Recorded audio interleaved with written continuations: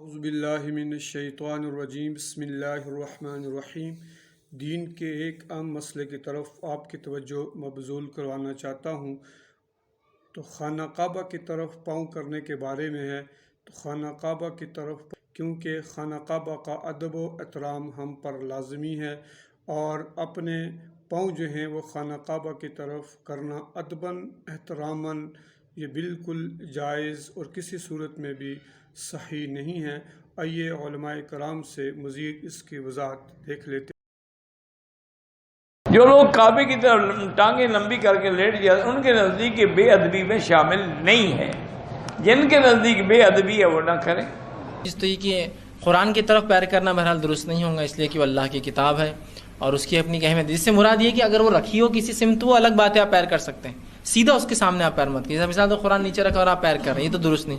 قرآن کسی سمت رکھا ہوا، ڈائریکشن میں رکھا، سمجھو اوپر ریک میں، وہ لوگ بولتے پیر ادھر مت کرو گے تو قرآن ادھر ہے، وہ تو کوئی بے حرمتی نہیں، اس لیے کہ وہ سمت میں رکھا ہوا ہے اور اس سمت کی طرف پیر کرنے سے کوئی برا نہیں۔ لیکن اگر خاص سامنے رکھی ہوئی مصحف تو تب تو آپ پیر نہیں کریں گے، اس لیے کہ اس کی مصحف کی جب وہ فزیکل فارم میں ہوتی ہے اس کی بڑی حرمت ہے، یاد رکھیے، اس کی اپنی اہمیت ہے۔ رہا معاملہ کہ دور ہے کسی سمت میں رکھی ہوئی، کہ مثال طور پہ ادھر مصحف رکھی قرآن سیدھے ہاتھ پر، آپ پیر نہ کریں، اس سے کچھ نہیں ہوتا، اس لیے کہ وہ ادھر سمت ہے، وہاں سامنے قرآن نہیں ہے۔ لیکن ٹھیک، دوسرا قبلے کی طرف پیر کرنے کی کوئی ممانعت نہیں، یاد رکھیں۔ ایک صاحب نے ہم سے مسئلہ پوچھا کہ بھئی بیت اللہ کی طرف پاؤں کرنا کیسا ہے؟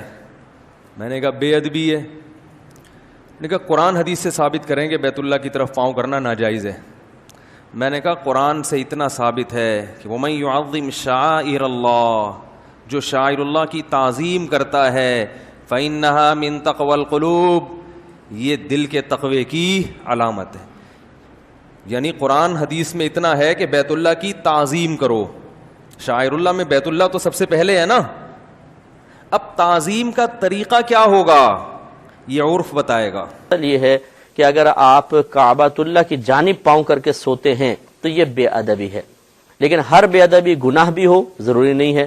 چنانچہ اگر کوئی کعبۃ اللہ کی طرف پاؤں کر کے سو گیا تو گناہگار تو نہیں ہوگا، لیکن ہم اس کو شدید بے ادبی قرار دیں گے، اور ہو سکتا ہے کہ اس بے ادبی کی وجہ سے وہ اور بہت سی خطاؤں میں مبتلا ہو جائے۔ اس لیے بہتر یہ ہے کہ کعبۃ اللہ کی سمت کا پہلے تعین کریں اور پھر اس انداز سے سوئیں کہ کم از کم پیر کعبۃ اللہ کی طرف نہ ہو۔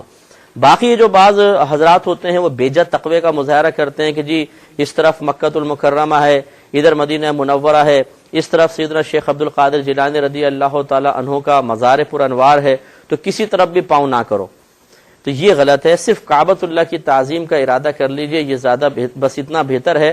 اس کے بعد بقیہ اطراف کا اگر آپ اپنے اوپر ادب کو لازم کرنے کی کوشش کریں گے، اگرچہ ادب اچھی چیز ہے، لیکن ایسا ادب جس کی وجہ سے انسان کی زندگی تنگ ہو جائے، شریعت ایسے کسی ادب کی تعلیم دیتی ہوئی نظر نہیں آتی ہے۔